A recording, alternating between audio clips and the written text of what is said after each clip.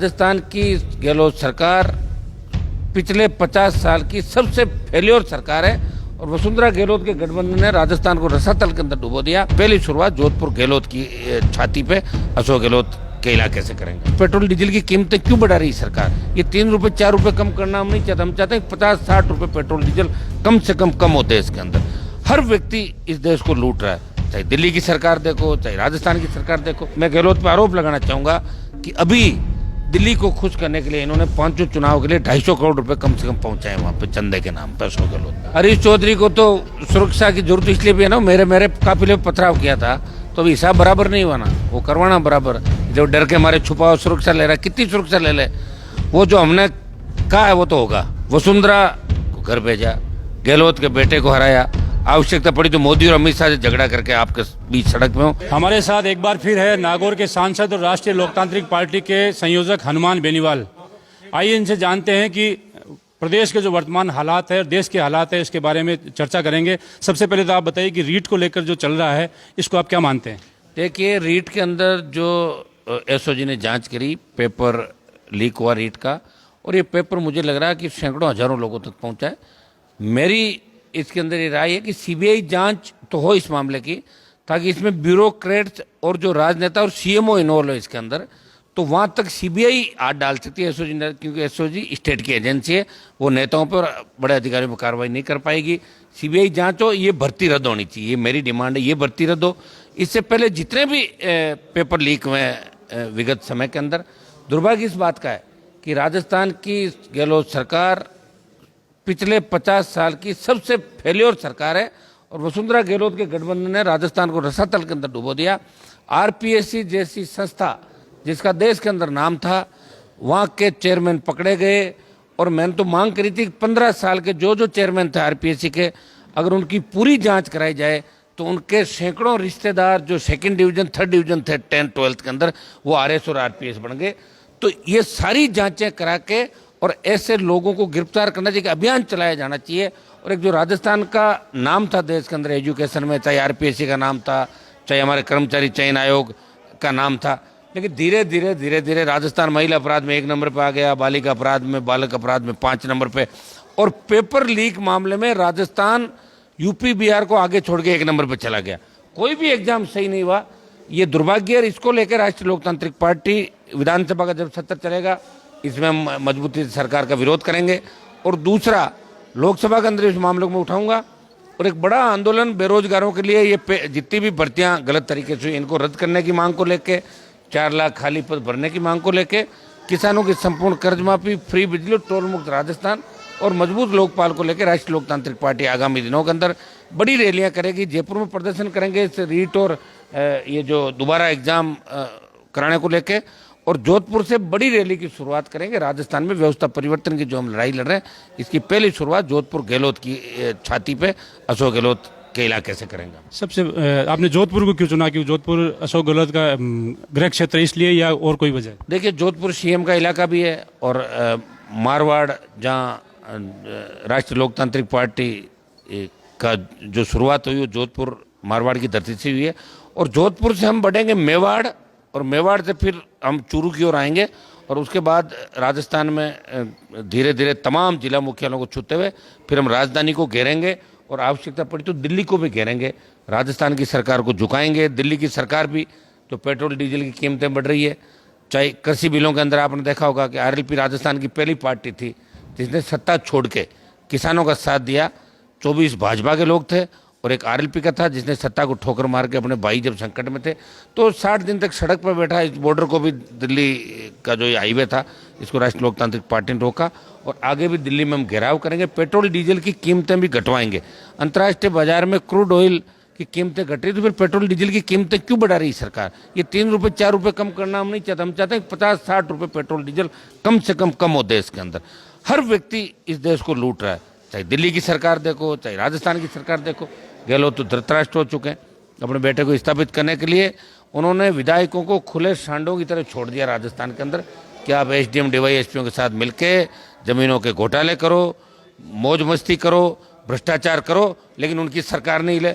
मैं गहलोत पर आरोप लगाना चाहूँगा कि अभी दिल्ली को खुश करने के लिए इन्होंने पांचों चुनाव के लिए 250 करोड़ रुपए कम से कम पहुंचाए वहां पे चंदे के नाम पर। अशोक गहलोत आपने ये जो बात की आरपीएससी की, यूपीएससी भी इसे अछूती नहीं है। और खासकर अभी जो देश में हालात है, खासकर बेरोजगारी का मुद्दा है, आप चाहे बिहार चले जाओ, उत्तर प्रदेश चले जाओ, किसी भी प्रदेश में जाओ, पूरे देश में बेरोजगार भटक रहे हैं, ना उनको कोई रोजगार है।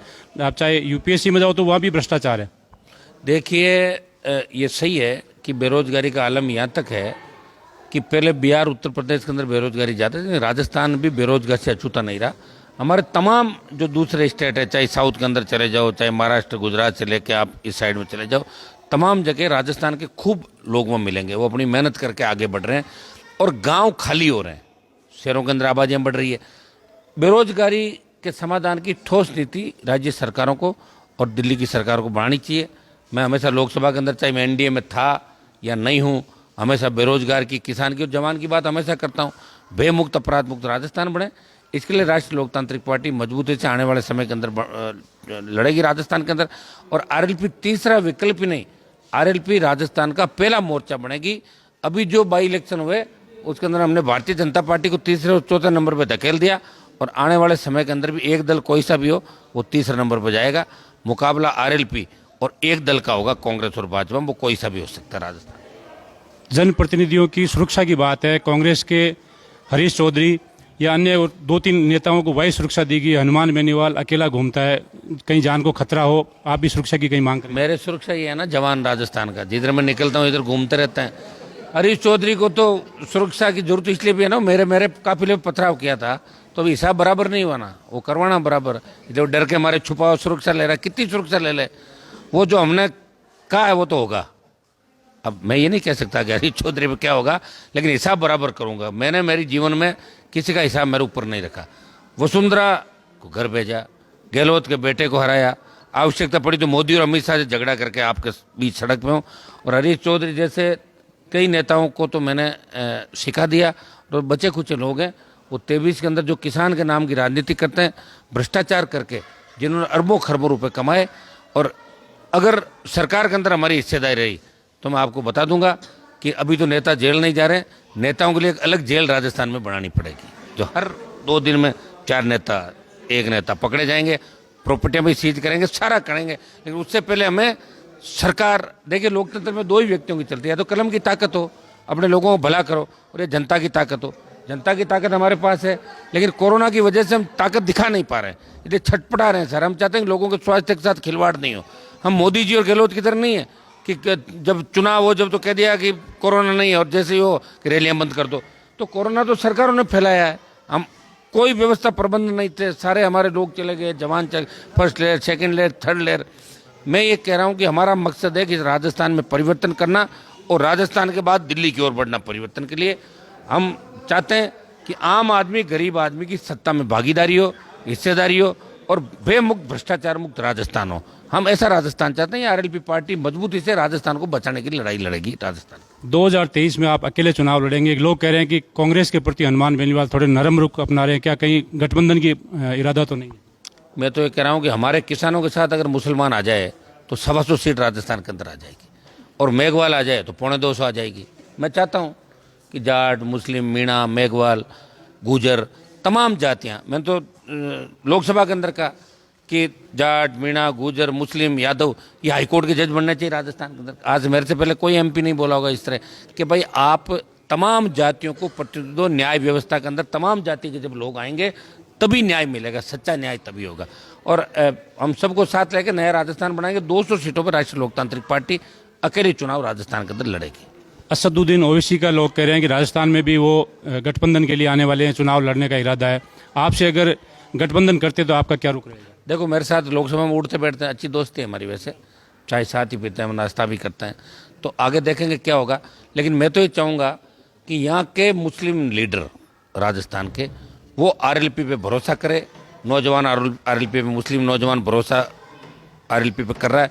लेकिन कुछ नेता अगर राजस्थान के और आ जाए तो मैं दावे के साथ कहता हूँ कि अभी जो कांग्रेस को सरकार, मैंने विधानसभा के अंदर ही बात कही थी, मैंने कहा राजस्थान के अंदर जो कांग्रेस सरकार बनी थी इस बार 18 के अंदर जीत के गए थे, मैंने कहा सिर्फ मुस्लिम और ऐसी की बदौलत कांग्रेस 99 या 98 में पहुंची थी।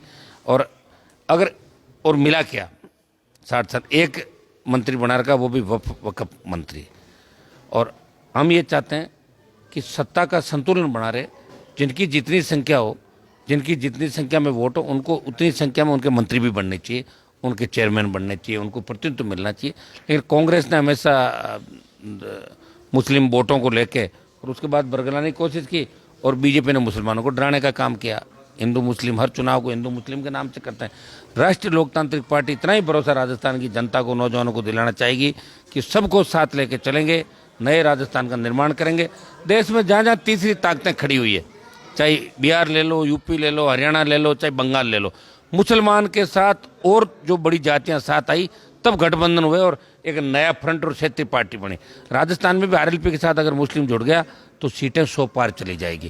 तो मैं मुस्लिम भाइयों से आह्वान करूंगा कि जुड़े आप राष्ट्रीय लोकतांत्रिक पार्टी के साथ, आपके विधायक भी ज़्यादा बढ़ेंगे और सत्ता में भागीदारी भी होगी, और सब मिलजुल के नए राजस्थान का निर्माण करेंगे आने वाले समय के अंदर। ये थे नागौर के सांसद हनुमान बेनीवाल, जिनका कहना है कि आने वाले 2023 के चुनाव में गठबंधन से इनकार नहीं किया जा सकता। लेकिन हनुमान बेनीवाल ये चाहते हैं कि मुस्लिम और एससी का जिस दिन आरएलपी के साथ में झुकाव हुआ, उस दिन वे अकेले सत्ता में आएंगे और राजस्थान में आरएलपी का झंडा लहराएगा। देखने वाली बात यह होगी कि 2023 में जो चुनाव होने वाले हैं उसमें ऊंट किस करवट बैठता है। सहयोगी यूनुस के साथ हनीफ खान, राजस्थान तक।